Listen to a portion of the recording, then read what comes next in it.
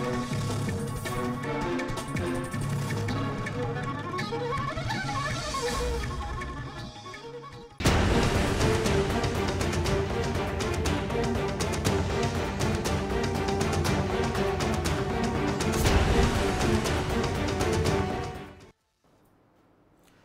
నా ఊరు నా వార్తకు స్వాగతం. బులెటిన్ల ముందుగా హెడ్లైన్స్ చూద్దాం.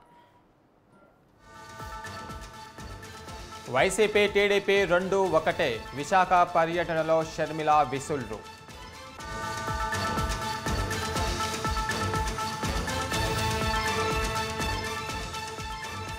వైసీపీకి జలక్ ఇస్తున్న నెల్లూరు పెద్దారెడ్లు, పార్టీకి గుడ్ బై చెప్పేందుకు సిద్ధమైన ఎంపీ ఆదాల.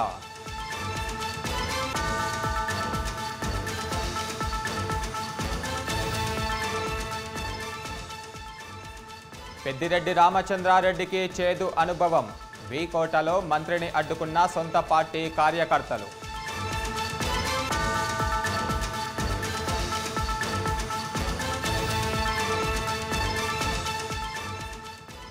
తూర్పుగోదావరి జిల్లాలో నిజం గెలవాలి యాత్ర, మరణించిన టీడీపీ కార్యకర్తల కుటుంబాలకు భువనేశ్వరి పరామర్శ.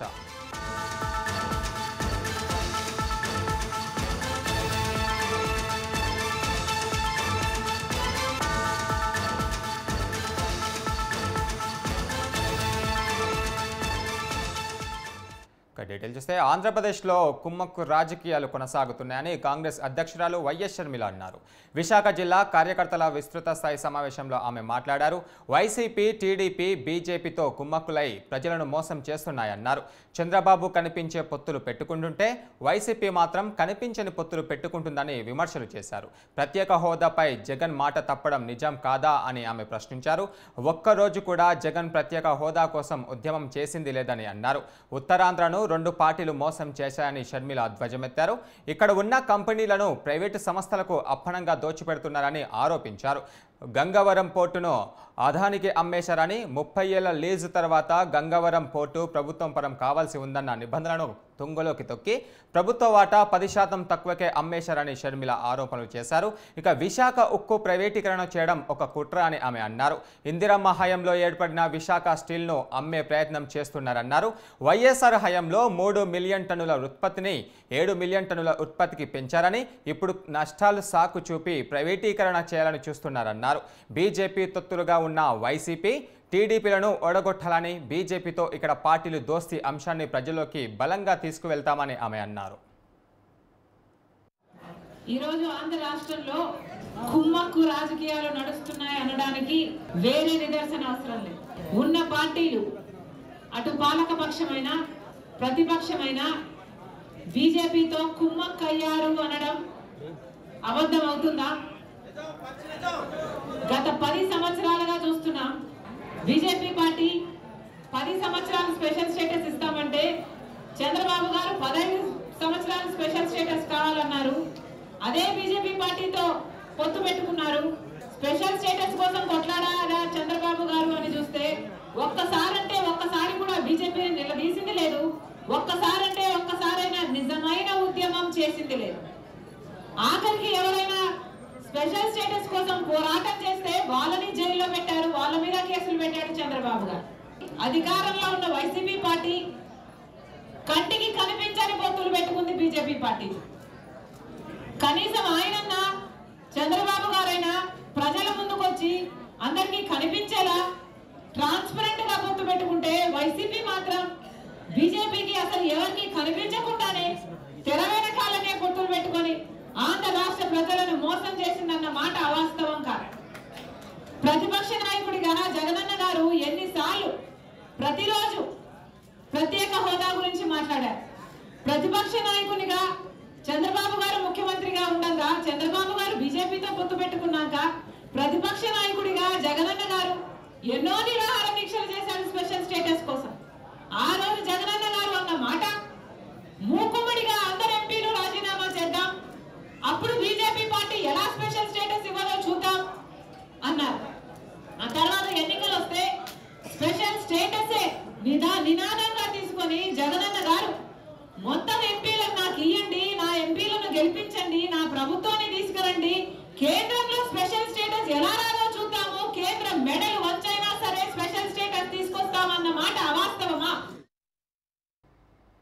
నెల్లూరు ఎంపీ ఆదాల ప్రభాకర్ రెడ్డి వైసీపీని వీడబోతున్నారంటూ జిల్లాలో జోరుగా ప్రచారం కొనసాగుతుంది. 2019 ఎన్నికలకు ముందు టీడీపీలో ఉన్న ఆదాల ఆ ఎన్నికల్లో చివరి క్షణంలో వైసీపీ కండువా కప్పుకున్నారు. వైసీపీ ఎంపీగా గెలిచిన ఆయన అప్పుడప్పుడు చుట్టపుచుట్టగా జిల్లా కేంద్రానికి వచ్చి వెళ్లేవారు. 6 నెలల క్రితం YCP rural MLA Kotamreddy Sridhar Reddy తిరుగుబాటు బావుట ఎగరవేయడంతో పార్టీ అధినేత జగన్ ఆదాలను నెల్లూరు రూరల్ నియోజకవర్గ ఇన్ఛార్జిగా నియమించారు. ఇక 2024 ఎన్నికల్లో నెల్లూరు రూరల్ నుంచి గెలుపొంది వస్తే మంత్రి పదవి ఇస్తానని ఆదాలకు హామీ ఇచ్చినట్లుగా సమాచారం. దీంతో కార్యవర్గంలోకి దూకిన ఆదాల కొన్ని రోజులు రూరల్ నియోజకవర్గంలో కలియదిరిగారు.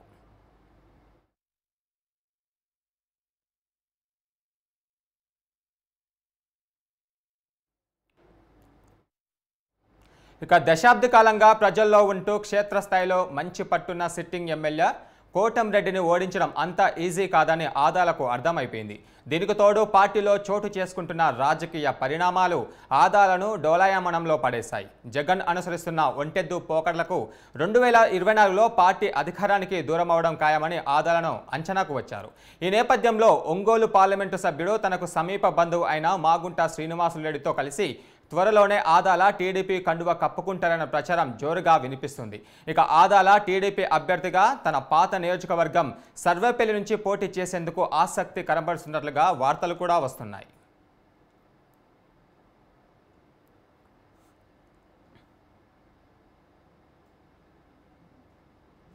అయితే ఇప్పటికే ఆదాల ఆ నియోజకవర్గంలో ఒక ప్రైవేటు సంస్థ ద్వారా సర్వే కూడా నిర్వహిస్తున్నట్లుగా సమాచారం. దీంతో త్వరలోనే ఆదాల వైసీపీని వీడతారనే ప్రచారం ఊపందుకుంది. అయితే ఇవన్నీ ఊహాగానాలేనని ఇటీవల ఆదాల కొట్టిపడేశారు. మాగుంట తన బంధువని, వ్యక్తిగత పని మీద తనను కలిశాడని ఆయన వివరణ కూడా ఇచ్చారు. కానీ ఆదాల పార్టీ మారడం తథ్యమంటున్నారు రాజకీయ విశ్లేషకులు. ఈ మేరకు చంద్రబాబు నుంచి కూడా ఆదాలకు స్పష్టమైన హామీ లభించినట్లుగా తెలుస్తుంది. ఎన్నికలు సమీపిస్తున్న వేళ జంపింగ్లు సర్వసాధారణమే అయినప్పటికీ అధికార వైసీపీకి నెల్లూరు పెద్దారెడ్ల నుంచి భవిష్యత్తులో భారీ జల్లకు తప్పదంటున్నారు రాజకీయ విశ్లేషకులు.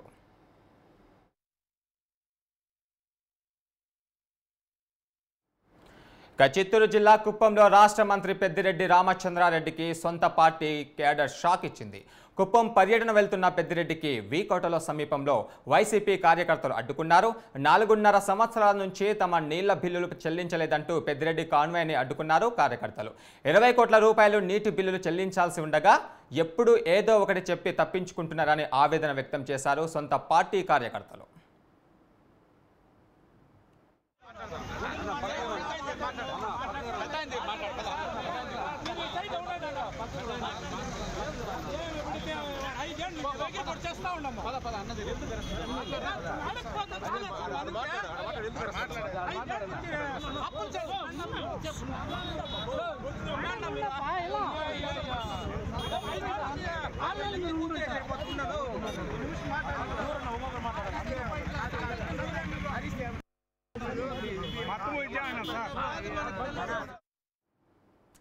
కాకినాడ జిల్లాలో నారా భువనేశ్వరి పర్యటించారు. నిజం గెలవాలి పేరిట చేస్తున్న కార్యక్రమంలో భాగంగా కాకినాడ జిల్లా జగ్గంపేట మండలంలో పర్యటిస్తున్న భువనేశ్వరి స్కిల్ కేసులో చంద్రబాబు అరెస్టు అనంతరం మరణించిన వారి కుటుంబాలను ఆమె పరామర్శిస్తున్నారు. గుర్రపాలెం గ్రామానికి చెందిన వీరబాబు కుటుంబాన్ని పరామర్శించిన ఆమె వీరబాబు కుటుంబానికి 3 లక్షల రూపాయలను చెక్కును ఆమె అందజేశారు.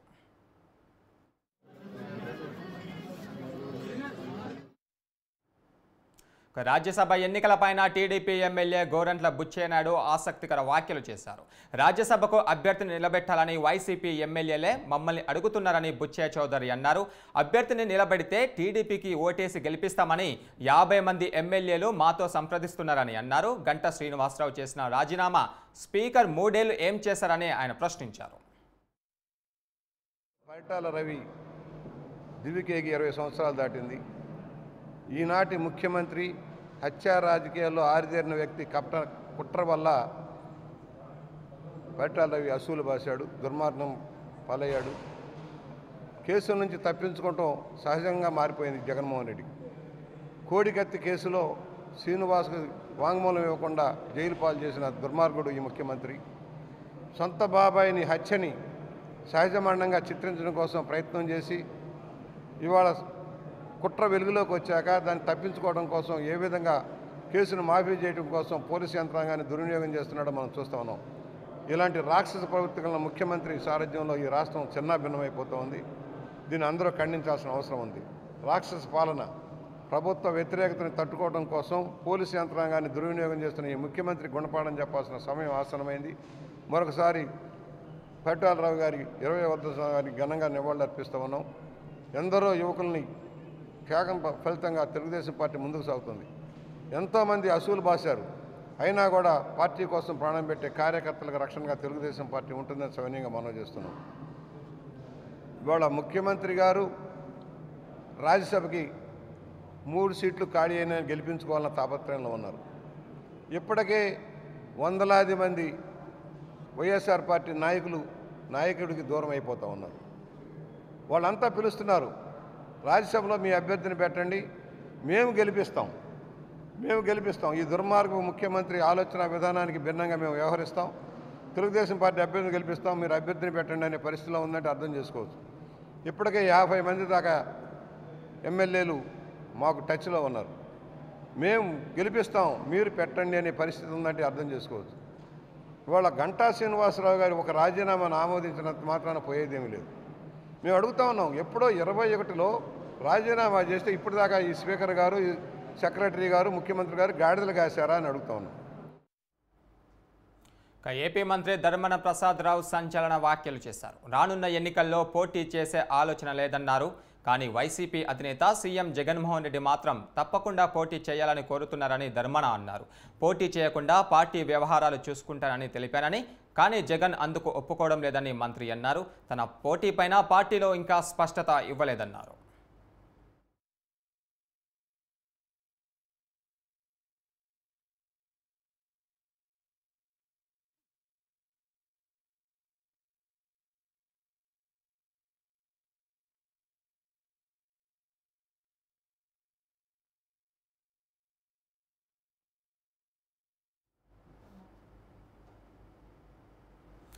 నెల్లూరు జిల్లా రాజకీయాల్లో నెల రోజులుగా మౌనం పాటించని మాజీ మంత్రి ఆనం రామనారాయణ రెడ్డికి ఎట్టకేలకు మౌనం వీడారు. తాను ప్రాతినిధ్యం వహిస్తున్న వెంకటగిరి నియోజకవర్గంలో సుడిగాలి పర్యటన చేశారు. తిరిగి వెంకటగిరి నుంచే బరిలో నిలుస్తానంటున్న ఆనం చేసిన నర్మబర్భ వ్యాఖ్యలు జిల్లా రాజకీయాల్లో చర్చానీయాంశమయ్యాయి. తన అభిప్రాయం ఏమిటో పార్టీ అధినేత చంద్రబాబుకు చెప్పానని, తన అభిప్రాయాన్ని ఆయన గౌరవిస్తారని భావిస్తున్నానని ఆనం అన్నారు. ఇక వెంకటగిరి గ్రామ దేవత పోలేరమ్మను దర్శించుకున్న ఆనం రాజాలతో సమావేశమయ్యారు. ఇక అనంతరం నియోజకవర్గంలోని పలువురు నాయకులతో సమావేశమయ్యారు. అయితే ఇక్కడ నుంచి 2 సార్లు టీడీపీ ఎమ్మెల్యేగా గెలుపొందిన స్థానిక నేత కూరుగొండ్ల రామకృష్ణ ఆనం అభ్యర్థిత్వానికి సహకరిస్తారా అన్నది సందేహమే. దీనికి తోడు వెంకటగిరి టీడీపీ టికెట్ ఆశిస్తున్న మరో నేత డాక్టర్ బొలిగేల మస్తాన్ యాదవ్ కూడా తన వంతు ప్రయత్నాలు గట్టిగానే చేస్తున్నారు. దీంతో ఆనంకు వెంకటగిరి టికెట్ దక్కడం సందేహమే అని విశ్లేషకులు అంటున్నారు. మటుకు వెంకటగిరి పోటీ నేనే ఆనం ఆత్మకూరులో పోటీ చేస్తానని చెప్తున్నాను. వారు ఏం చెప్పారో నాకైతే తెలియదు, కానీ నేను మీకు ఇప్పుడే చెప్పాను, ఒక్క నిమిషం ముందే. నేను స్థానిక శాసనసభ్యుడిని. ఇవాళ వెంకటగిరిలో శాసనసభ్యుడిగా ఎవరు ఉన్నారంటే ఆనం రామనారాయణ రెడ్డి ఉన్నాడు అని అంటారు. ఎవరైనా మిమ్మల్ని అడిగినా అదే చెప్తారు. కాబట్టి ఇక ఉన్నాడు లేదని మరొక వ్యక్తి చెప్పే బదులు ఇక్కడ శాసనసభ్యుడిని ఏ విధంగా గౌరవించాలో తెలుగుదేశం పార్టీ అధినాయకుడికి తెలుసు. ఆయన ఆ గౌరవం ఇస్తాడనే నాకు నమ్మకం ఉంది, ఆ విశ్వాసం ఉంది. తప్పకుండా చంద్రబాబు నాయుడు గారు తప్పకుండా నేను ఏదైతే ఆశిస్తున్నానో దానికి తగ్గట్టుగానే ఆయన నిర్ణయం ఉంటుందని చెప్పి నేను భావిస్తాను. సార్, చివరిగా వెంకటగిరి ప్రజలు మీకు ఓట్లేసి గెలిపిస్తే సంవత్సరం కాలంగా మీరు వెంకటగిరి ప్రజలకు దూరంగా ఉన్నారు. వీళ్ళకి మీరేం సమాధానం? 4 సంవత్సరాలుగా ఇక్కడే ఉండి అనేక విషయాలపైన ప్రభుత్వానికి విజ్ఞప్తులు చేశాను. ప్రభుత్వానికి ఇక్కడ ఉన్న సమస్యలను చెప్పాను. ఎన్ని సమస్యలు ఎన్ని దఫాలుగా మనం అందరం మాట్లాడుకొని మీ అందరి సమక్షంలోనే లేఖలు తయారు చేసి ఎత్తుకుపోయి సాక్షాత్తు రాష్ట్ర ముఖ్యమంత్రి గారికి ఇచ్చారు. అవన్నీ ఏమైనాయో తెలియని పరిస్థితి. సరే, ఆ పార్టీ నాయకత్వం ఇవాళ మీరు మా పార్టీకి అవసరం లేదు అని అన్న తర్వాత ఆ పార్టీ బ్రాండ్ కింద నేను ఇక్కడ మళ్ళీ కొనసాగడం అన్నటువంటి సరైన విధానం కాదు. అంతేకాదు, వాళ్ళు మరొక దుర్మార్గమైన చర్య. ఒక శాసనసభ్యుడు ఉండగానే ఒక రాజ్యాంగేతర శక్తిగా ఒక అనధికారిక ప్రతినిధిని ఇక్కడ పెట్టి అధికార యంత్రాంగాన్నంతా ఆయన ఊడిగం చేయమని చెప్పి ఆదేశాలు ఇస్తే ఆ కర్మ చూడడానికి నేను ఉండాలన్నా ఇక్కడ. అందువల్లనే నేను కొంచెం దూరంగా ఉన్నాను. తప్పనిసరిగా రేపు రాబోయేటువంటి సంగ్రామంలో తెలుగుదేశం పార్టీ అన్ని రకాలుగా విజయం సాధిస్తుంది. ఈ రాష్ట్రంలో వెంకటగిరి నియోజకవర్గానికి ఇచ్చిన ప్రతి హామీని నిలబెట్టుకునే ప్రయత్నం మేము కలిసి. భవిష్యత్ తరాలను దృష్టిలో ఉంచుకొని తాను మంత్రిగా ఉన్న సమయంలో చేపట్టిన అభివృద్ధి పనులను వైసీపీ ప్రభుత్వం నిర్వీర్యం చేసిందని మాజీ మంత్రి నారాయణ మండిపడ్డారు. నెల్లూరు నగర నియోజకవర్గ పరిధిలోని 53వ డివిజన్లో బాబు ష్యూరిటీ భవిష్యత్తుకు గ్యారంటీ కార్యక్రమాన్ని నిర్వహించారు. ఈ సందర్భంగా నెల్లూరు ప్రజల సంక్షేమమే లక్ష్యంగా టీడీపీ ప్రభుత్వ హయాంలో లెక్కకు మించే అభివృద్ధి పనులు చేపట్టామని పొంగూరు నారాయణ అన్నారు. ఇక టీడీపీ జాతీయ అధ్యక్షుడు చంద్రబాబుతోనే ప్రజల భవిష్యత్తు గ్యారంటీ ఉంటుందని ఆయన తెలిపారు. ఈరోజు 53వ డివిజన్లో 1వ బూత్ 2వ బూత్లో ఈరోజు భవిష్యత్తు గ్యారంటీ కార్యక్రమంలో ఈరోజు ఇంటింటికి పోవటం, ఆ భవిష్యత్ గ్యారంటీ వివరాలని వివరించడం జరుగుతుంది. అయితే ఎక్కడికి పోయినా అనూహ్యమైన స్పందన ఉంది. వీళ్ళందరూ ఎక్కువగా బిలో మిడిల్ క్లాస్, ఎక్కువ మంది చిన్న చిన్న పనులు చేసుకునేవాళ్ళు. అయితే వాళ్ళ యొక్క స్పందన కూడా అనూహ్యంగా ఉంది. అంటే వాళ్ళ కాలనీకి ఏం చేసామనేది కాకుండా నెల్లూరులో సిటీలో ఏం చేసామనేది వాళ్ళు చెప్తున్నారు. అంటే ఈరోజు ప్రజలకి టీవీల వల్ల అంత నాలెడ్జ్ వచ్చింది. ఈ కాలనీలో ఎన్నో చేసాం, ఈ కాలనీలో చేసినవి కాకుండా వాళ్ళు నెల్లూరు సిటీలో చేసిన అనేక ప్రాజెక్టులు, నిరుపేదలకు పెట్టిన అన్నా క్యాంటీన్లు కావచ్చు, లేదా అండర్గ్రౌండ్ సివరేజ్, దోమలు లేని టౌన్ చేయాలంటే అండర్గ్రౌండ్ సివరేజ్ చేసింది చెప్తున్నారు. డ్రింకింగ్ వాటర్, సమ్మర్లో డ్రింకింగ్ వాటర్ ఎర్రగా రావటం నీళ్లు, దానివల్ల అనేక జబ్బులు రావటం, ఇవన్నీ పోవటానికి సంగం బ్యారేజ్ నుంచి 37 కిలోమీటర్ల నుంచి ఒక లైన్ వేసి సంగం బ్యారేజ్లో నీళ్లు పంప్ చేసి, సంగం బ్యారేజ్ ఎందుకంటే 365 రోజులు పరిశుభ్రమైన నీళ్లు ఉంటాయి అక్కడ. అంతేకాని పక్కనే ఉండే కొండ మీదకి ఆ నీళ్ళని పంప్ చేస్తున్నాం. కొండ మీద ట్రీట్మెంట్ ప్లాంట్ పెట్టాం. ఆ కొండ మీద ట్రీట్మెంట్ ప్లాంట్లో ఆ నీటిని శుద్ధి చేసి క్లీన్ వాటర్ యాక్చువల్గా అక్కడ కానీ రిలీజ్ చేస్తే డైరెక్ట్గా మన ఇళ్ళకి వస్తాయి, ఇళ్లలో ఉండే ట్యాపులకు వస్తాయి. అలాంటి సిస్టమ్ తీసుకొచ్చాం. ఇవన్నీ వాళ్ళు చెప్తున్నారు. వాళ్ళందరూ పేదలు నిరుపేదలైనా ఈరోజు ఉన్న టీవీ కావచ్చు, సోషల్ మీడియా కావచ్చు, దాని ద్వారా వాళ్ళు చెప్తున్నారు. అందరికీ నమస్కారాలండి. ఈరోజు 53 డిప్యూటీ సీఎం నారాయణ స్వామికి తనకు ఎటువంటి శత్రుత్వం లేదని చిత్తూరు ఎంపీ రెడ్డప్ప తెలిపారు. కొందరు కావాలనే అలాంటి వదంతులు సృష్టిస్తున్నారని రెడ్డప్ప అన్నారు. వైసీపీ అధినేత సీఎం జగన్ ఎక్కడ నుండి పోటీ చేయమంటే అక్కడ నుండి పోటీ చేస్తామని తెలిపారు. ప్రజలంతా మరోసారి జగన్ను గెలిపించడానికి సిద్ధంగా ఉన్నారని, మరోసారి ఏపీలో వైసీపీ ప్రభుత్వమే అని రెడ్డప్ప అన్నారు.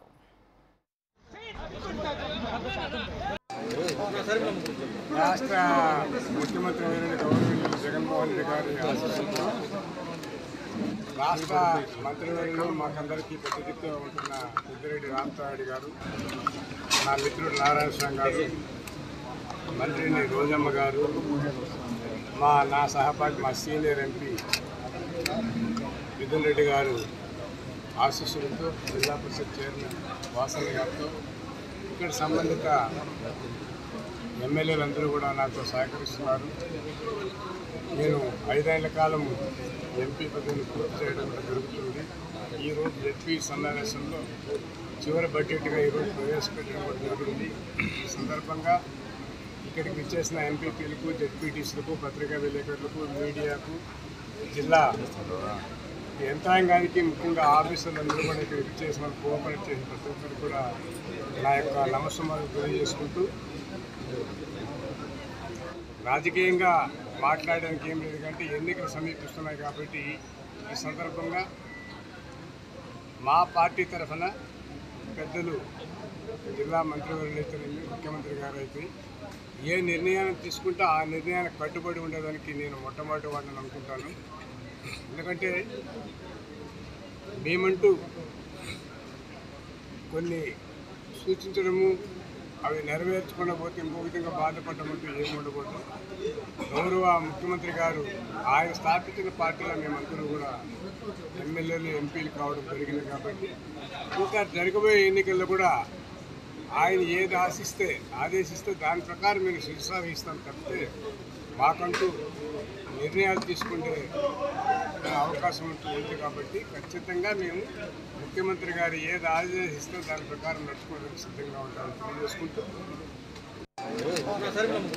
రాష్ట్ర ముఖ్యమంత్రి గవర్నమెంట్ జగన్మోహన్ రెడ్డి గారి ఆశీస్సులతో రాష్ట్ర మంత్రివర్యులు మాకందరికీ పెద్ద దిక్కుగా ఉంటున్న పెద్దిరెడ్డి రామచంద్రారెడ్డి గారు, నా మిత్రుడు నారాయణ స్వామి గారు, మంత్రిని రోజమ్మ గారు, నా సహపాఠి మా సీనియర్ ఎంపీ మిథున్ రెడ్డి గారు ఆశీస్సులతో జిల్లా పరిషత్ చైర్మన్ వాసన్న గారితో ఇక్కడ సంబంధిత ప్రతి క్రీడాకారుడు క్రీడా స్ఫూర్తితో ఆడి గెలుపు ఓటములను సమానంగా స్వీకరించాలని మాజీ మంత్రి పొంగూరు నారాయణ అన్నారు. నెల్లూరు నగర నియోజకవర్గంలోని వెంకటాపురం ఈద్గా మైదానంలో నారాయణ క్రికెట్ ట్రోఫీ పోటీలు మంగళవారం ముగిశాయి. టోర్నమెంట్ ముగిసే సమయానికి విచ్చేసిన నారాయణ టీంలకు బహుమతులను అందజేశారు. ఈ సందర్భంగా యువత చెడు అలవాట్లకు పాల్పడకుండా ఇలాంటి క్రీడా పోటీలు నిర్వహించడం గర్వించదగ్గ విషయమని తెలిపారు.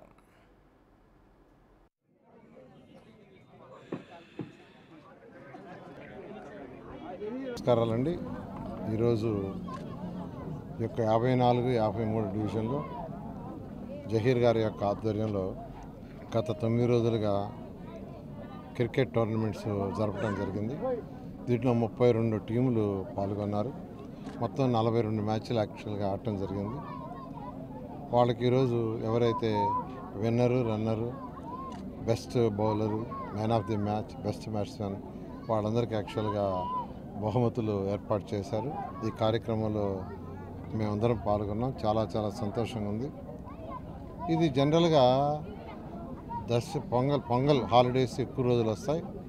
ఈ హాలిడేస్లో ఈ మ్యాచ్ని ప్రారంభించడం జరిగింది. దానికి 2 కారణాలు జహీర్ గారు చెప్పింది ఏంటంటే, ఒకటి యువత అడ్డదారులు పట్టకుండా, రెండవది ఈ యొక్క కాంపిటీషన్ ద్వారా వాళ్ళ నైపుణ్యాన్ని ఇంకా పెంచుకుంటారని, ఇంకా ఎంతోమందికి ఇన్స్పిరేషన్ అయ్యి ఇంట్రెస్ట్ వస్తుందని, దానివల్ల కొంతమంది రాష్ట్ర స్థాయిలో ఆడగలరని, కొందరు నేషనల్ లెవెల్లో, ఫ్యూచర్లో కొంతమంది ఇంటర్నేషనల్ కూడా పోవటానికి ఆస్కారం ఉంటుందని, రెండోది యువత సెలవులలో అడ్డదారులు పట్టకుండా, అంటే గంజాయి అటువంటి వాటికి అలవాటు కాకుండా ఈ మ్యాచ్ జరుగుతుంటే ఈ మ్యాచ్ని చూస్తే ఎంజాయ్ చేయటం, లేదా వాళ్ళ ఇన్స్పిరేషన్ కలగటం, ఆ ఉద్దేశంతో జహీర్ గారు వాళ్ళ టీం ఇది కండక్ట్ చేశారు. నిజంగా నేను అభినందిస్తున్నాను.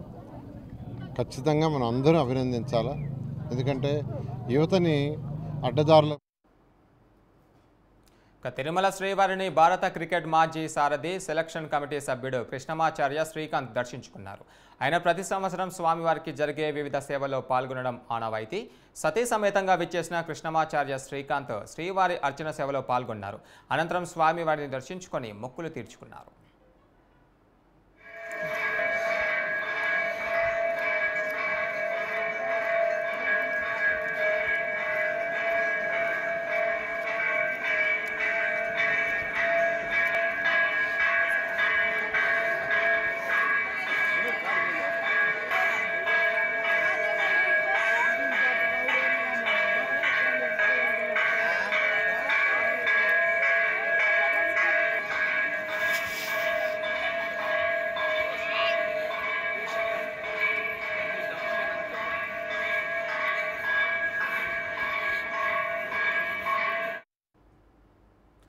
మంత్రి రోజాపై సొంత నియోజకవర్గం జెడ్పీటీసీలు అసమ్మతి సర్వం వినిపించారు. తమపై కక్ష సాధింపు చర్యలకు దిగుతుందని, అభివృద్ధి కార్యక్రమాలను అడ్డుకుంటుందని పలువురు నగర నియోజకవర్గ జెడ్పీటీసీలు సర్వసభ్య సమావేశంలో ఆరోపించారు. మండల కేంద్రంలో భవనాలు ఉన్నప్పటికీ తమకు ఇప్పటికీ కార్యాలయం కేటాయించలేదన్నారు. చిత్తూరు జిల్లా పరిషత్ సర్వసభ్య సమావేశంలో జెడ్పీ చైర్మన్ గోవిందప్ప శ్రీనివాసులను ప్రశ్నించినా సమాధానం లేదని వాపోయారు. ఇక రానున్న ఎన్నికల్లో మంత్రి రోజాకు టికెట్ ఇవ్వద్దని పార్టీ అధినేత జగన్కు కోరతామని జెడ్పీటీసీ సభ్యులు మురళీధర్ రెడ్డి, మల్లీశ్వరి అన్నారు.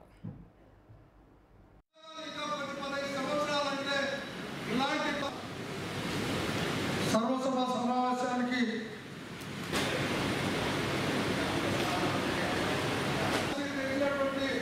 జగన్మోహన్ రెడ్డికి ఇలా అనేక సంక్షేమాల పైన పూర్తి స్థాయిలో 100% పూర్తి చేసిన ఏకైక నాయకుడు జగన్మోహన్ రెడ్డి గారు అని చెప్పి మీ అందరికీ కూడా సవినయంగా తెలియజేస్తున్నాను. ఈరోజు అక్క చెల్లెమ్మలకు డ్వాక్రా రుణమాఫీ చేస్తామని చెప్పామో 4 విడతలుగా ఈరోజు ఆసరా రూపంలో 4వ విడత డ్వాక్రా రుణమాఫీ చేసేటువంటి శుభదినాన మనం సర్వసభా సమావేశాన్ని జరుపుకుంటున్నాం. నగిరి నియోజకవర్గంలో 5 మండలాలు ఉన్నాయి. 5 మండలాలకు సంబంధించినటువంటి జెడ్పీటీసీల యొక్క రూముల కేటాయింపు విషయమై మాట్లాడటం జరుగుతున్నది. మేము గెలిచి 2.5 సంవత్సరం అయింది. 2.5 సంవత్సరంగా మా చైర్మన్ని, సిఇఓని పలు దఫాలుగా పలు రకాలుగా ప్రతి మీటింగ్లోనూ ఈ రూముల విషయమై అడగడం జరిగింది. అడిగినప్పుడల్లా దాటవేద ధోరణితో మాట్లాడుతున్నారు. ఇప్పుడు 2.5 సంవత్సరం అయిపోయింది. ఇంకో 2 నెలల్లో ఎలక్షన్ ఉంది. ఈరోజు మేము జనరల్ బాడీ మీటింగ్లో మేము 5 మంది జెడ్పీటీసీలు గట్టిగా నిలదీయడం జరిగింది.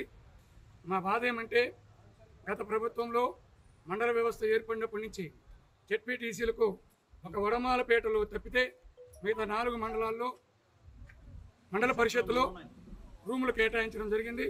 గత ప్రభుత్వంలో ఉన్నటువంటి జెడ్పీటీసీలు ఆ రూముల్ని వాడుకోవడం కూడా జరిగింది. ఇప్పుడు ఈ ఉమ్మడి చిత్తూరు జిల్లాలో 65 మండలాల్లో ఒక నగిరి నియోజకవర్గంలోనే ఈ రూముల సమస్య ఉత్పన్నమైంది. నగిరి నియోజకవర్గంలో 5 మండలాలు ఉన్నాయి. 5 మండలాలకు సంబంధించినటువంటి జెడ్పీటీసీల యొక్క రూముల కేటాయింపు విషయమై మాట్లాడటం జరుగుతుంది.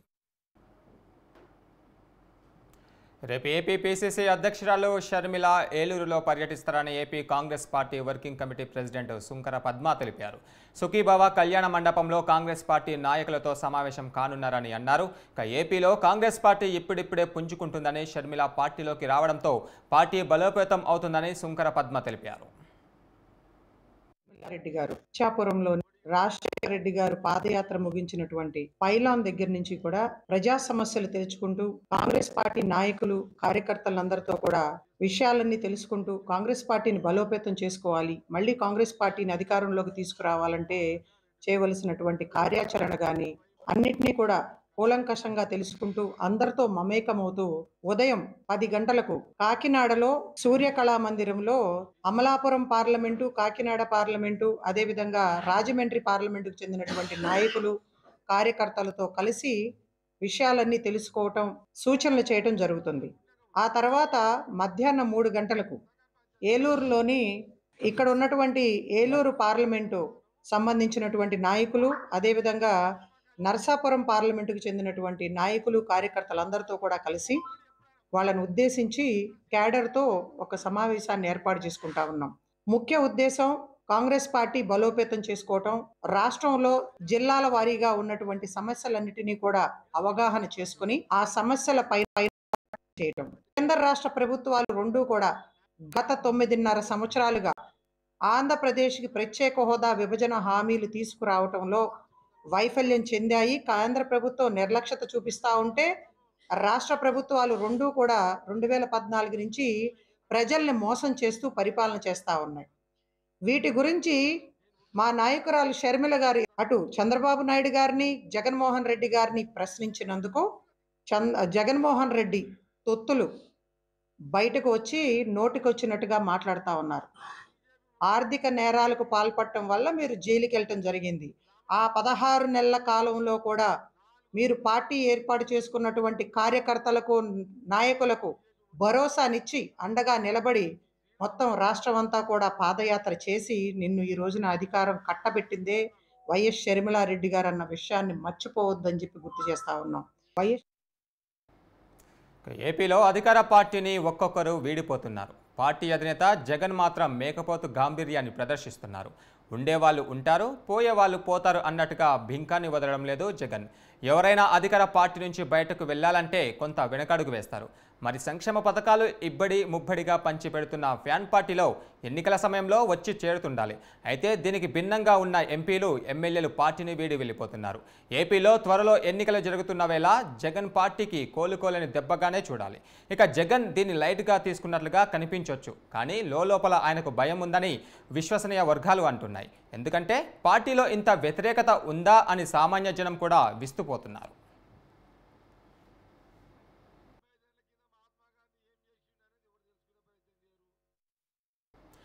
ఎన్నికలు జరుగుతున్న వేళ ప్రతిపక్ష పార్టీల కంటే ముందే ఇన్ఛార్జీల నియామకం చేపట్టారు జగన్. ప్రతిపక్ష పార్టీల కంటే తాను ముందుండి అభ్యర్థులను జనంలోకి తీసుకువెళ్లాలన్న వ్యూహం కావచ్చు జగన్ది. కానీ ఆ కసరత్తు వర్కౌట్ అవ్వడం కనిపించేలా లేదు. వారిని వీరిని కాదు ఎవరిని వదలకుండా బయటకు పొమ్మనే విధంగా పార్టీ అధినేత యాక్షన్ ఉంది. తాడేపల్లి క్యాంపు కార్యాలయానికి రమ్మనడం, సర్వేలు అనుకూలంగా లేవని చెప్పడం, స్థానం మార్చేస్తుండడం దాదాపు నెల రోజుల నుంచి ఇదే తంతు కొనసాగుతుంది. అయితే ఎవరు మాత్రం ఓపిక పడతారు, ఎందుకుంటారు? ఎవరి రాజకీయ జీవితం వారిది, వారి రాజకీయ భవిష్యత్తును వారు చూసుకోవడంలో తప్పు లేదు. అయినా ఏకబీకిన పీకి పారేస్తుంటే ఎవరు మాత్రం మౌనంగా ఉంటారు, తిరగబడతారు. అదే ఇప్పుడు వైసీపీలో జరుగుతుంది.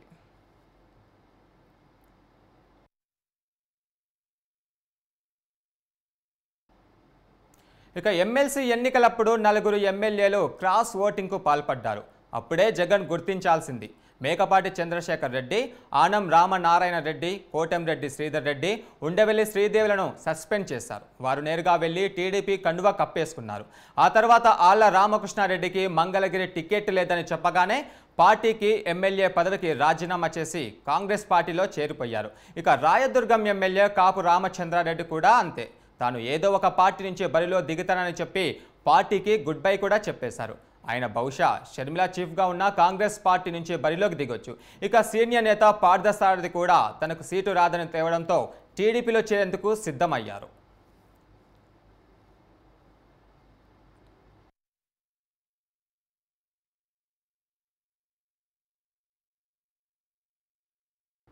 ఇక పార్లమెంటు సభ్యులు కూడా అంతే. మొదట కర్నూలు ఎంపీ సంజీవ్ కుమార్ పార్టీకి ఎంపీకి పదవికి రాజీనామా చేశారు. తనకు సీటు రాదని చెప్పడంతో ఆయన ఈ నిర్ణయం తీసుకున్నారు. ఇక మచిలీపట్నం ఎంపీ బాలశౌరి కూడా అంతే. ఆయనకు జనసేనలో చేరేందుకు సిద్ధమయ్యారు. తాజాగా నరసరావుపేట ఎంపీ లావు శ్రీకృష్ణ దేవరాయలు కూడా రిజైన్ చేశాడు. మరికొద్ది మంది ఎంపీలు అదే బాటలో ఉన్నారు. మాగుంట శ్రీనివాసులు రెడ్డితో పాటు మరో 2-3 ఎంపీలు కూడా అదే నిర్ణయం తీసుకునే ఆలోచనలో ఉన్నట్లుగా చెబుతున్నారు. ఇంతకీ కీలక నేతలు వెళ్లిపోవడంలో జగన్ తప్పు ఉందా, లేక ఐప్యాక్ ఇస్తున్న నివేదికల అన్నది ఇప్పుడిప్పుడే తేలకుండా ఎన్నికల ఫలితాలు వచ్చిన తర్వాత తల పట్టుకుంటే మాత్రం ప్రయోజనం శూన్యం. కానీ ప్రస్తుతం మాత్రం అధికారంలో ఉన్న ఫ్యాన్ పార్టీకి రానున్న రోజులు గడ్డు కాలమనే చెప్పాలి.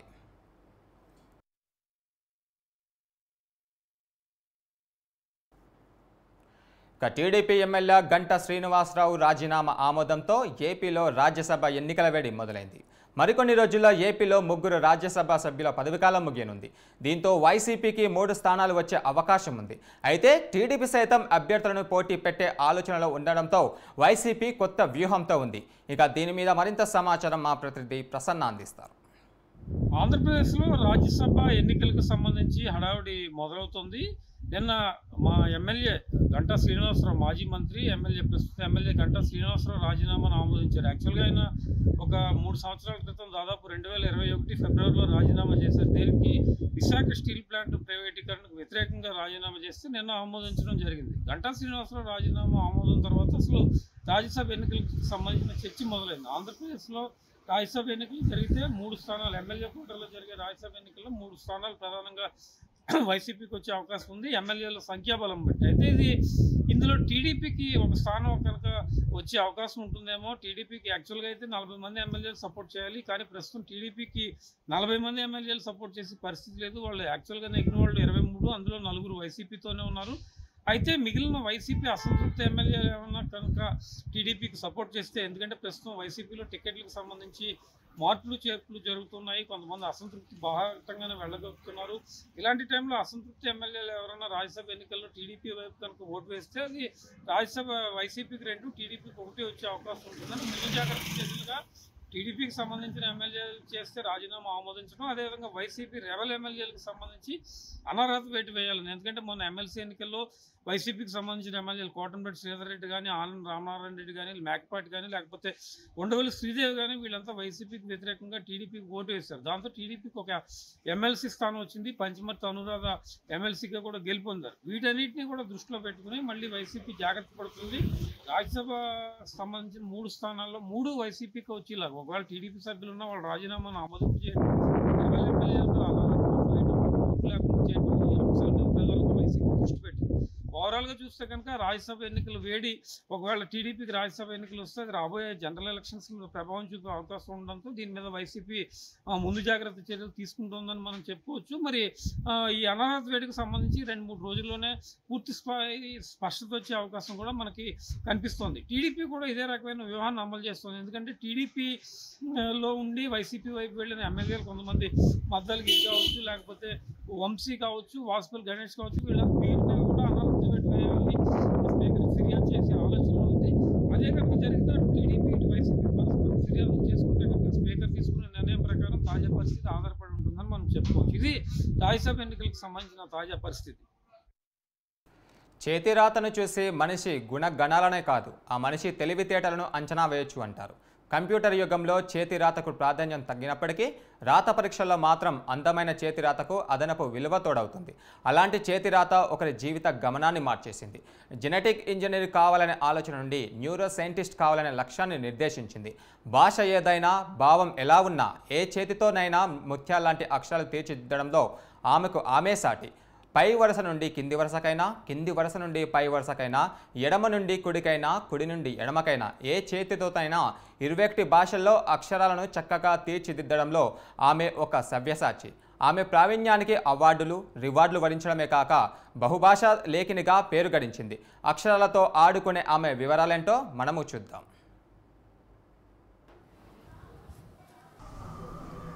నా పేరు అశ్విని.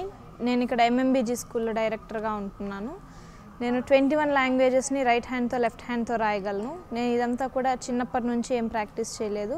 నేను ఇంటర్లో ఉన్నప్పుడు నాకు దొరికిన 10 days టైంలో నేను దీన్ని ప్రాక్టీస్ చేశాను. దీనికి ప్రాక్టీస్ చేయడానికన్నా ముందు నేను ప్యాటర్న్స్ అని ఒక 10 సెట్ ఉన్నాయి, వాటిని ప్రాక్టీస్ చేయడం జరిగింది. ఎప్పుడైతే వీటిని మా నాన్నగారు 2 హ్యాండ్స్తోనూ రాయమన్నారో అప్పుడు మాకు ఈ లెఫ్ట్ హ్యాండ్తో రాయడం అలవాటయింది. ఎప్పుడైతే మేము 2 హ్యాండ్స్తో రాయడం స్టార్ట్ చేసామో అప్పుడే అప్సైడ్ డౌన్ పెట్టుకొని రాయడము, మిర్రర్ రైటింగ్ పెట్టుకొని రాయడము జరిగింది. దీనికేం మేము పెద్దగా కష్టపడలేదు. ఎందుకు అంటే మనకు రీసెర్చ్ కూడా చెప్పింది ఏంటి అంటే 2 హ్యాండ్స్తో ఎవరైతే రాస్తూ ఉంటారో వాళ్ళు ఏ విషయాన్నైనా ఫాస్ట్గా గ్రాస్ప్ చేయగలరు అనేది ప్రూవ్ చేశారు. సేమ్ అదే విషయం మాకు కూడా జరిగింది. సో మేము తక్కువ టైంలోనే ఇవన్నీ కూడా నేర్చుకున్నాము. నేర్చుకున్న తర్వాత మా నాన్నగారు అంతటితో వదిలేయకుండా మాకు రికార్డ్స్ అన్నీ కూడా ఇప్పించడం జరిగింది. సో మేము ఒకేసారి 10 వరల్డ్ రికార్డ్స్ ఈ హ్యాండ్ రైటింగ్ మీద తీసుకోవడం నాకు చాలా ఆనందంగా ఉంది. అండ్ ఇంత ప్రోత్సహించిన మా నాన్నగారికి నేను ధన్యవాదాలు తెలియజేసుకుంటున్నాను. నా విధంగానే ఏ ఆడపిల్లకైనా సరే కొంచెం సపోర్ట్ కనుక ఇస్తే వాళ్ళు ఏ విషయంలోనైనా ఉన్నత శిఖరాలు చేరుకోవచ్చు అనేది నేను గట్టిగా నమ్ముతున్నాను. కాబట్టి మీరు కూడా ప్రతి ఒక్క మీ ఆడపిల్లలకి, మీ కూతురికి కానివ్వండి, మీ భార్యకు కానివ్వండి, ఎవరికైనా సరే వాళ్ళకంటూ ఒక గోల్ ఉంటుంది. సో ఆ గోల్ ఏంటో గమనించి ఖచ్చితంగా సపోర్ట్ చేయండి. సపోర్ట్ చేస్తే ఎంత విజయాన్నైనా సాధించగలరు. మా స్కూల్లో మేము మొత్తం 3 types ఆఫ్ చిల్డ్రన్ తీసుకుంటాము. ఒకటి వచ్చి చదువు బాగా చదివే వాళ్ళు. సో వాళ్ళకి ఏంటి అంటే వాళ్ళు ఉన్న స్టాండర్డ్స్ కన్నా కూడా ఇంకా ఎక్స్ట్రా నేర్పిస్తూ ఉంటాము. ఓన్లీ ఎడ్యుకేషన్ మాత్రమే కాకుండా 37 యాక్టివిటీస్లోనూ మేము వాళ్ళకి ట్రైనింగ్ ఇస్తూ ఉంటాము. అండ్ సెకండ్ ఏంటి అంటే పేరెంట్సే చెప్తూ ఉంటారు, సార్ మా వాడు అన్నిట్లో బాగుంటాడు, అన్నీ బాగా చేస్తాడు, కానీ చదువు విషయానికి వచ్చేసరికి ఏమీ రాదు అనేసి అంటూ ఉంటారు. అంటే లెర్నింగ్ డిజేబుల్ కలిగి ఉంటారు, అంటే అన్నీ బాగుంటారు కానీ ఎడ్యుకేషన్లో మాత్రం బ్యాక్ ఉంటారు. అలాంటి వాళ్ళని తీసుకొని కూడా మేము నేర్పిస్తూ ఉంటాం. అంటే వాళ్ళు క్లాస్ స్టాండర్డ్ ఏదైనా సరే వాళ్ళకి ఏం కావాలి అంటే ఏ స్టాండర్డ్లో ఉన్నారు, ఏమొచ్చు ఏం రాదో చూసుకొని దాన్ని బట్టి నేర్పిస్తూ ఉంటాము. అండ్ ఇంకోటి వచ్చి ADD, ADHD, ఆటిజం పిల్లల్ని తీసుకొని వాళ్ళకి ట్రైనింగ్ ఇస్తూ నార్మల్ పిల్లలుగా తీర్చిదిద్దుతూ ఉంటాము. దానికి కావాల్సిన బ్రెయిన్ జిమ్ ఎక్సర్సైజెస్ అన్నీ కూడా మేము ఫాలో అవుతూ ఉంటాము. అండ్ ఈ సక్సెస్కి అంటే మా పిల్లలతో మేము చేస్తున్నటువంటి యాక్టివిటీస్కి వాటికి వచ్చిన సక్సెస్కి కారణమైనటువంటి మా టీచర్స్ అందరికీ కూడా శుభాకాంక్షలు తెలియజేసుకుంటున్నాను.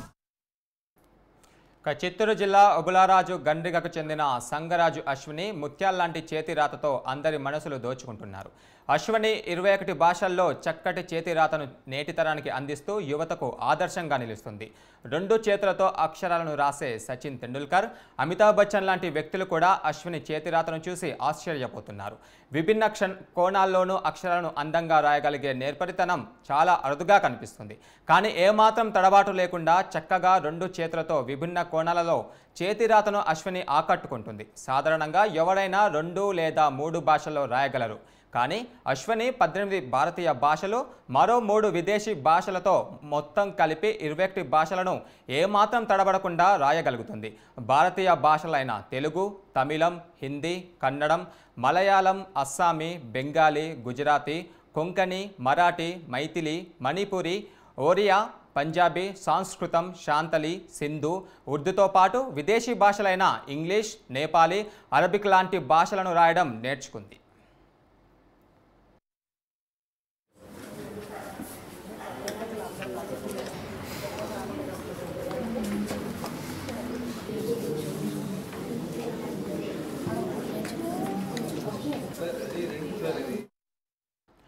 ఇరవై 21 భాషల్లో చేతిరాత మామూలు విషయం కాదు. ఇందుకు తనకు స్ఫూర్తి నాన్నే అంటున్నారు అశ్విని. జెనెటిక్ ఇంజనీరింగ్ చేయాలని అశ్విని కోరిక. ఆ లక్ష్యంతో 10వ తరగతి వరకు చదివి మంచి మార్కులు కూడా తెచ్చుకుంది. ఆ తర్వాత ఇంటర్మీడియట్లో ఎంపీసీ గ్రూప్లో జాయిన్ అయ్యి అశ్విని వేసవి సెలవుల్లో ఇంటి పట్టునే ఉండేది. నాన్న సంగరాజు భాస్కర్ రాజు చేతిరాత నిపుణులు కావడం, అదే సమయంలో పిల్లలకు శిక్షణా శిబిరాలు నిర్వహించడం గమనించిన అశ్విని నాన్న వద్దే శిక్షణ పొంది నేడు ఆ విద్యను మరో 10 మందికి పంచుతుంది. చేతిరాతను సాధన చేయడం ద్వారా చదువులో రాణించడానికి తనకు ఎంతగానో దోహదపడుతుందని అశ్విని చెబుతుంది.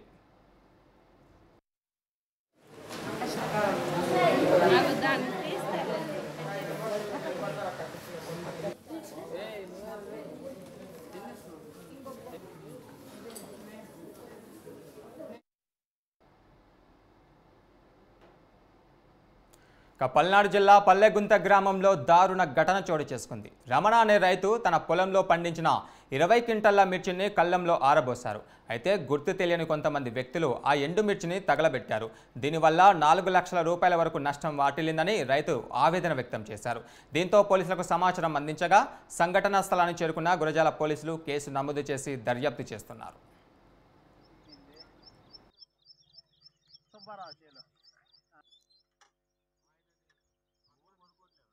అసలు ఓడిపోనుకోవట్ల భీమండ వెంకటరమణ అండి, పల్లెకొంత. ఏమో రాత్రి తొక్కుదామంటే పొద్దుపోయింది, రేపు తొక్కుతాలే అని మొట్టవాళ్ళ కూడా చెప్పాము. వచ్చి సందకాడ పట్టగప్పి వెళ్ళాము, పొద్దున్నే వచ్చి తొక్కొచ్చు అని. 9 కూడా వచ్చి చూసుకొని ముక్కులు చేస్తేనే తెల్ల పట్టవాడి కప్పి వెళ్ళాము. తర్వాత పొద్దున వచ్చి ముక్కులు వాళ్ళు వెళుతుంటే ఈ లోపల ఇటు చాలకు వచ్చేవాళ్ళు చూసి మీ గొప్ప కాలిపోతున్నదంటే మేము ఆడవాళ్ళు వచ్చాము.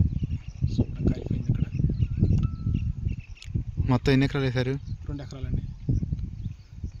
ఎన్ని మొత్తం ఎంత మిరపకాయలు ఎన్ని ఉంటాయి? అన్నమయ్య జిల్లా రాయచోటి మున్సిపల్ సర్వసభ్య సమావేశం రసాబసాగా సాగింది. సమావేశం జరుగుతుండగా తమ వార్డులో అభివృద్ధి చేయలేదని, తమ ఇంటి ముందర సీసీ రోడ్డు వేయలేదంటూ కౌన్సిలర్పై మున్సిపల్ రెవెన్యూ విభాగానికి చెందిన ఇన్ఛార్జ్ ఆర్ఐ సుబ్బరాయుడు ఆగ్రహం వ్యక్తం చేశారు. మేము ఓట్లు వేయలేదా, మాకు సమస్యలు పరిష్కరించాలంటూ కోరే హక్కు లేదా అంటూ ఆయన ప్రశ్నించారు. ఇందుకు కొందరు కౌన్సిల్ సభ్యులు మున్సిపల్ ఉద్యోగిపై ఆగ్రహం వ్యక్తం చేశారు. తమ పనితీరునే ప్రశ్నిస్తావా అంటూ మున్సిపల్ అధికారిపై సభలో మూకుముడిగా మాటల యుద్ధం మొదలుపెట్టారు. తమను అగౌరవపరిచిన మున్సిపల్ అధికారి వెంటనే క్షమాపణ చెప్పాలంటూ కౌన్సిల్ సభ్యులు పట్టుబట్టారు. దీంతో సభలో కాసేపు గందరగోళ వాతావరణం నెలకొనింది. మున్సిపల్ చైర్మన్, కమిషనర్ సైతం సదరు అధికారిని తీవ్రంగా మందలించారు. మరోమారు ఇలా మాట్లాడకూడదు అంటూ ఆ అధికారికి హుకుం జారీ చేశారు. దీంతో సమస్య సద్దుమణిగింది. అధికారిపై కౌన్సిలర్తో పాటు సమావేశానికి మహిళా కౌన్సిల్ స్థానంలో హాజరైన వారి భర్తలు ఆగ్రహించి రెచ్చిపోవడంతో సర్వత్రా విమర్శలకు తావిస్తుంది. మీ అందరి సమస్యలను చూపిస్తలేదు. అదేవిధంగా ఇప్పుడు ఆయన కొత్తగా రోడ్డు కట్టుకున్నాడు. అక్కడ రోడ్డు ఇంకా క్లియర్ కాలేదు. ఎంతవరకు క్లియర్ ఉందో అంతవరకు రోడ్డు చూపించారు. ఎవరికైనా అనుమానం ఉంటే నేను వచ్చి చూపిస్తా. అదే కాకపోతే ఆయనతో కూడా సంప్రదించాను. కొత్తగా ఒక చోట ఇల్లు కట్టాడు, ఒకటి పాత ఇల్లు ఉంది, మిగతా చోట ఏం కావాలో నాకు తెలియదు. ఎందుకంటే ప్రతిసారి అతను ఇదే మాట్లాడుతున్నాడు, పెద్దవాళ్ళు చెప్తున్నారు. నేను కొత్తగా ఇంటికైనా ఎలా చేయాలని తెలుసుకుంటాను, ఆయన ప్రతి సలహా ఆయన తీసుకుంటూనే ఉంటా. ఇప్పుడు కొత్తగా డెవలప్ అయిన చోట ఒకటేసారి ఇల్లు రోడ్డు వేస్తారా చైర్మన్ మీద? కొన్ని ఇల్లు అనేది ఉండాలి కదా. అక్కడ ఆయన వేసిన రోడ్డు పేరెంట్స్ లేదు, అతనితో పాటు ఆ చుట్టుపక్కల ఉన్న వాళ్ళు కూడా అడిగా ఎక్కడ ఎంతవరకు రోడ్డు ఉంది, కొత్త తీసుకొని కదా మనం రోడ్డు వేయాలా. ఓ చోట రోడ్డు పెట్టారు, మీరు అనుకున్నారు చాలా వరకు అయితే కదా మట్టి రోడ్డు ఉన్న చోట మీరు సిమెంట్ రోడ్డు కాలువలు పెట్టాను. వాళ్ళ ఇంటి మీద ఆల్రెడీ రోడ్డు ఉంది, పోయింది ఆయన చెప్పే ఏరియాలో. పోయినాకంటే మరమ్మతులు చేసుకుంటుంటారు, పగలు కొట్టుకుంటుంటారు. కానీ ఈ మధ్య దగ్గర చాలా వరకు కనీసం సచివాలయం కూడా పర్మిషన్ ఇవ్వకుండా రోడ్డు పగలు కొట్టేసుకుంటున్నారు. దానిపైన కూడా ప్రశ్నించాల్సిన అవకాశం వాళ్ళకు ఉందా లేదా, అడుగుతున్నారా? లేదు. అయితే ప్రతిసారి ఆయన సరదా కలుగుతున్నాడో లేక సీరియస్ కలుగుతున్నాడో చూద్దాం. కానీ ఆయన ఒకటి తప్ప మా పాత్రలో రోడ్లు పెట్టుకుని ఏంటో నాకు చేత వరకు ఎప్పుడు జరిగే అభివృద్ధి చేసి చూపించాను. అది కావాలని ఎవరైనా వచ్చి ఉన్నా కానీ నేను వాళ్ళందరికీ చూపిస్తానని కూడా ఈ సభ. ప్లాస్టిక్ నుండి పర్యావరణాన్ని రక్షించాలనే ఉద్దేశంతో ఆ యువకుడు ఆలోచనలకు పదును పెట్టాడు. రోజురోజుకు సమాజంలో మట్టి వస్తువుల ఆదరణ పెరుగుతుండడంతో వివిధ రకాల కుండలు, ప్రమిదలు, వివిధ కళాకృతులను ఆకట్టుకునే విధంగా మట్టి వస్తువులను తయారు చేసే ఒక చిన్న కుటీర పరిశ్రమను ఏర్పాటు చేశాడు. తనతో పాటు మరికొంతమందికి ఉపాధి కల్పిస్తూ నేటి యువతకు ఆదర్శంగా నిలుస్తున్నాడు.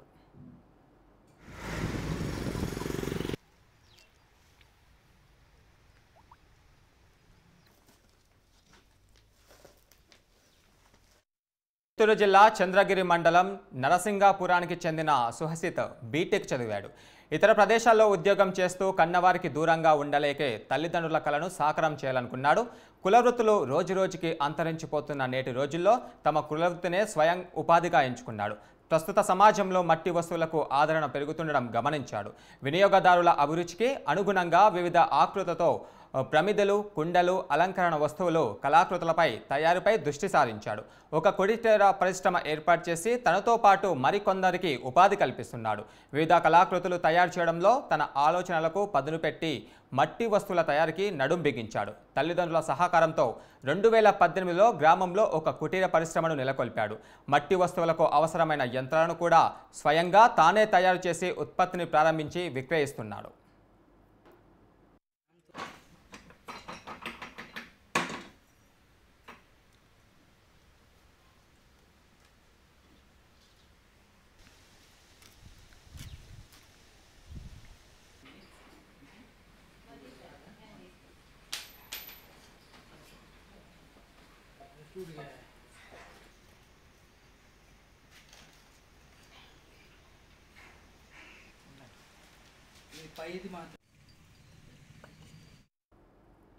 రోజురోజుకి వ్యాపారం అభివృద్ధి చెంది అమ్మకాలు ఆశాజనకంగా ఉండడంతో ఉత్పత్తి సామర్థ్యాన్ని పెంచాలని నిర్ణయించాడు. దీంతో దాదాపు 15 లక్షలు పెట్టుబడి పెట్టి తండ్రి సహాయంతో కిలాన్ మిషన్ను తయారు చేశాడు. వినియోగదారుల ఆసక్తికి అనుగుణంగా రకరకాల ప్రమిదలు, కుండలు, అలంకరణ వస్తువులు తయారు చేస్తూ లాభాలు పొందుతున్నాడు. మట్టి కళాకృతులకు విశేష ఆదరణ లభించడంతో రాష్ట్ర వ్యాప్తంగా వివిధ ప్రాంతాలకు ఎగుమతి కూడా చేస్తున్నాడు. ఉత్పత్తిని పెంచాలనే లక్ష్యంతో అదే గ్రామంలోని పలువురికి ఉపాధి కల్పిస్తున్నాడు. మట్టి వస్తువులు పర్యావరణ రహితం కావడంతో మరింత గిరాకీ కూడా పెరిగింది. తల్లిదండ్రులతో ఉంటూ ఉపాధి పొందడం చాలా సంతోషంగా ఉంటుందని చెబుతున్నాడు. ఆ యువకుడు అయితే వీటి ఉత్పత్తికి మరిన్ని యంత్రాలు కొనుగోలు చేసేందుకు ప్రభుత్వం ఆర్థిక సాయం అందించాలని యువకుడు కోరుతున్నాడు.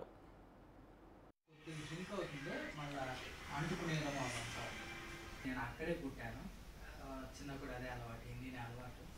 ఇంట్లో ప్రైమరీ ఎడ్యుకేషన్ అక్కడే 15 lakhs అయింది. నేను నా పేరు సుహాసిత్ అండి. నేను బీటెక్ చదువుతూ డిస్కంటిన్యూ చేశాను. ఆ తర్వాత డిఎడ్ కంప్లీట్ చేశాను. మెగా డిఎస్సి పడుతుందన్న ఉద్దేశంతో. కానీ అప్పటి నుంచి డిఎస్సి లేదు, మాకు ఉద్యోగ అవకాశాలు కూడా లేకుండా పోయాయి. సో ఈ కరోనా రావడంతో ప్రైవేట్ స్కూల్స్ కూడా ఆగిపోతూ వస్తున్నాయి. దానివల్ల నాకు వేరే స్కోప్ లేకుండా నేను మా కుల వృత్తి మట్టి పని, కుమ్మరి పని కాబట్టి దీనికి సంబంధించిన దాంట్లోనే ఎట్టో ఒకటి ఎదగాలని చెప్పి మా నాన్న మా అమ్మ సహకారంతో కంపెనీ స్థాపించాము కుటీర్ పరిశ్రమగా. మా ముందు జనరేషన్స్ మా పెదనాన్న వాళ్ళంతా వచ్చి కుమ్మర పని చేస్తున్నారు. కాకపోతే వాళ్ళకి ఆరోగ్యం బాగాలేకపోవడంతో అండ్ మాకు ఇక్కడ ఉన్న కుమ్మర మాన్యం అంటారు, మట్టి అవన్నీ కాల్చుకోవడానికి మాకు ఆ ప్లేసెస్ కేటాయిస్తారు, అవన్నీ ఆక్రమించేయడంతో వర్క్ చేయడానికి ప్లేస్ లేకుండా పోయింది. దీంతో మేము సొంతంగా ఇక్కడ ల్యాండ్ తీసుకొని లీజుకి తీసుకొని దీంట్లో కంపెనీ పెట్టడం జరిగింది. ఈ కంపెనీ మీద ఒక 12 మెంబర్స్ దాకా వర్క్ చేస్తున్నారు. ఒక 6 మెషిన్స్, మిగిలిన వాళ్ళు వచ్చేసి క్లీనింగ్ వర్క్, బట్టి పేర్చడం ఆ వర్క్ చేస్తుంటాము. మేము ఒక 7 ఇయర్స్గా ట్రై చేస్తున్నాము ఈ కంపెనీకి ఏదైనా గవర్నమెంట్ నుంచి సహాయం వస్తుందని చెప్పేసి. డిఆర్డిఏ వాళ్ళని పిఎంఈజీపీ లోన్ ద్వారా అన్ని రకాలుగా ట్రై చేస్తున్నాము. బ్యాంక్ లోన్స్ కూడా ట్రై చేస్తున్నాము. ఎటు నుంచి మాకు ఆర్థిక సహాయం ఎటువంటిది లేకుండా పోతుంది. అందరూ వస్తున్నారు, చూస్తున్నారు, ఓకే చేస్తామంటున్నారు, మళ్ళీ ఎటువంటి రెస్పాన్స్ ఉండట్లేదు వాళ్ళ దగ్గర నుంచి.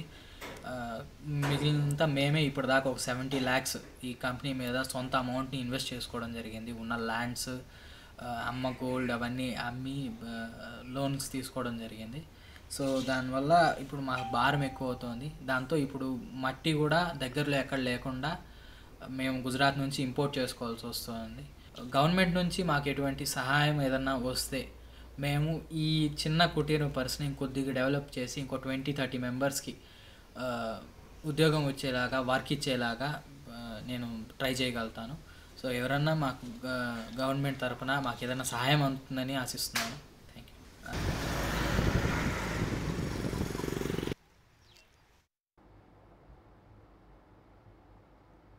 చిత్తూరు జిల్లా కుప్పంలో ఎమ్మెల్సీ కంచర్ల శ్రీకాంత్ ఆధ్వర్యంలో నారా లోకేష్ జన్మదిన వేడుకలు ఘనంగా జరిగాయి.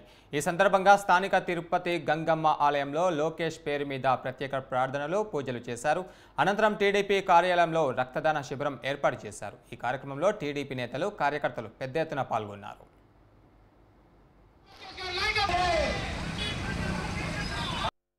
మా యువనేత,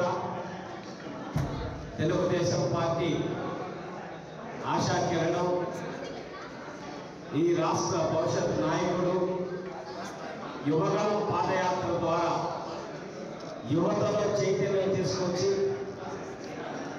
ప్రతి ఒక్క రైతులని, కూలీలని, ప్రతి ఒక్కరిని కలిసి వాళ్ళ కష్టాలు తెలుసుకొని వాళ్ళకు అండగా ఉంటానని చెప్పేసి మాట ఇచ్చి 3000 కిలోమీటర్లు పాదయాత్ర చేసిన మా యువ నాయకుడు నారా లోకేష్ అన్న గారి జన్మదిన సందర్భంగా కుప్పం నియోజకవర్గంలో తెలుగుదేశం పార్టీ కార్యాలయంలో ఈరోజు రక్తదాన శిబిరాన్ని ప్రారంభించడం జరిగింది. చాలా అద్భుతమైన స్పందన వస్తుంది. 4 మండలాల నుంచి కూడా యువత పెద్ద ఎత్తున తరలి వచ్చి రక్తదానాన్ని ఇవ్వడానికి ముందుకు వస్తున్నారు. నిజంగా రక్తం అనేది తయారు చేసేది కాదు, ఖచ్చితంగా ఒక వ్యక్తి ఇంకొకరికి ఇస్తేనే దొరికేది. కాబట్టి రక్తదాతలు కండి, ప్రాణదాతలు రక్తదానం చేయండి, ప్రాణదాతలు కండి అని చెప్పేసి మేము పిలుపునిచ్చాం. దానికి సంబంధించి అందరూ కూడా వచ్చి ఈరోజు రమారమి 300 మంది. రానున్న ఎన్నికల్లో శ్రీ సత్యసాయి జిల్లా పుట్టపర్తి ఎమ్మెల్యే టికెట్ను ప్రస్తుత ఎమ్మెల్యే శ్రీధర్ రెడ్డికి ఇవ్వకూడదని వైసీపీ నేతలు జగన్కు చెప్పారు. ఉరవకొండకు వచ్చిన వైసీపీ అధినేత సీఎం జగన్కు పుట్టపర్తి ఎయిర్పోర్ట్లో నియోజకవర్గ నేతలతో కలిసి కొత్తకోట శ్రీనివాసరెడ్డి కుమారుడు చక్రధర్ రెడ్డి స్వాగతం పలికి ఎమ్మెల్యే టికెట్ తనకు ఇవ్వాలని కోరాడు. శ్రీధర్ రెడ్డికి టికెట్ ఇస్తే తాము సపోర్టు చేయమని చెప్పారు. అయితే జగన్ మంత్రి పెద్దిరెడ్డి, ఎంపీ మిథున్ రెడ్డితో మాట్లాడి పరిష్కరించుకోవాలని నేతలకు సూచించారు.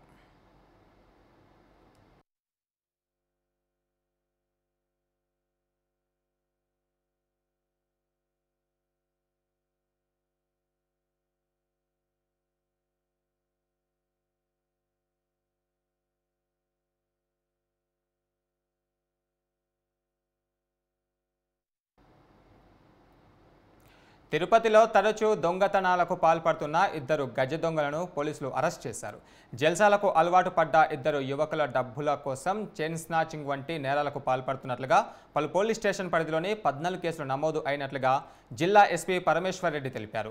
దొంగల నుండి 46,93,500 రూపాయల విలువ గల 803 గ్రాముల బంగారం, 900 గ్రాముల వెండి, ఒక రాయల్ ఎన్ఫీల్డ్ బైకు, 4 కేజీల గంజాని స్వాధీనం చేసుకున్నట్లుగా వెల్లడించారు. ఒంటరిగా ఉన్నవారు, ముసలివారు, మహిళలే వీరి టార్గెట్ అని ప్రజలంతా అప్రమత్తంగా ఉండాలని ఎస్పీ సూచించారు. తిరుపతి పరిసర ప్రాంతాల్లో వెహికల్ చెకింగ్ చేస్తుండగా మనకి ఇద్దరు ముద్దాయిలు పట్టుబడ్డారు. వాళ్ళని విచారిస్తే వాళ్ళ పేర్లు Papani Kranthi Kumar, is residing Madhuranagar Tirupati, and Yamalam Gnanesh Kumar, ఇతను కూడా కేపీ రోడ్లో నివసిస్తున్నారు. వీళ్ళు గంజాయితో పట్టుబడ్డారు. 4 కేజీలు గంజాయి వాళ్ళ దగ్గర నుంచి సీజ్ చేయడం జరిగింది. వీళ్ళని పూర్తిగా విచారిస్తే గత 3-4 సంవత్సరాలుగా వీళ్ళు ఇక్కడే ఉంటూ, అలాగే ఒంటరి మహిళలు, వృద్ధులు ఉన్న ఇళ్లలో మెయిన్గా టార్గెట్ చేస్తూ వాళ్ళ ఇంట్లోకి వెళ్ళి మంచినీళ్ళు కావాలని, అలాగే మీ పిల్లలకు ట్యూషన్ చెప్తామని చెప్పేసి జస్ట్ ఫర్ ఇంటరాక్షన్ కోసం వెళ్ళి అక్కడ వాళ్ళ ఇంట్లో మెడలో చైన్ తీసుకెళ్ళడము, అలాగే ఇంట్లో ఏదైనా విలువైన వస్తువులు ఉంటే తీసుకెళ్ళడము, ఈ విధంగా వీళ్ళు నేరాలు చేశారు. అలాగే వీళ్ళు రాత్రిపూట తాళాలు వేసిన ఇళ్లలో కూడా దొంగతనాలు చేయడం జరిగింది, తాళాలు పాల్గొట్టి. అంతేకాకుండా వీళ్ళు మోటార్ సైకిల్ థెఫ్ట్ కూడా ఒకటి చేయడం జరిగింది. వీళ్ళు ఇప్పుడు ఈ మధ్య మనం దాదాపు 2-3 మంత్స్ నుంచి విజిబుల్ పోలీసింగ్, పెట్రోలింగ్ ఎక్కువ పెరగడంతో వీళ్ళు ఈ దొంగతనాలు మానేసి ఈ జల్సాలకు అలవాటు పడ్డారు. కాబట్టి అధిక డబ్బు ఈజీగా సంపాదించాలనే ఉద్దేశంతో వైజాగ్ పరిసర ప్రాంతాలకు వెళ్ళి గాంజాయి తెచ్చుకొని దాన్ని చెన్నై, బెంగళూరు నగరాల్లో అమ్మి ఎక్కువ డబ్బు సాధించాలనే ప్లాన్తో ఈ గాంజాయి కూడా తీసుకురావడం జరిగింది. ఇంకా వాళ్ళని విచారిస్తున్నాం. ఫస్ట్ టైం గాంజాయి తెచ్చారా, ఇంతకు ముందు కూడా తెచ్చి ఎవరికైనా అమ్మారా అనేది ఇంకా పూర్తి కోణంలో విచారించాల్సి ఉంటుంది. తిరుపతి పరిసర ప్రాంతాల్లో వెహికల్ చెకింగ్ చేస్తుండగా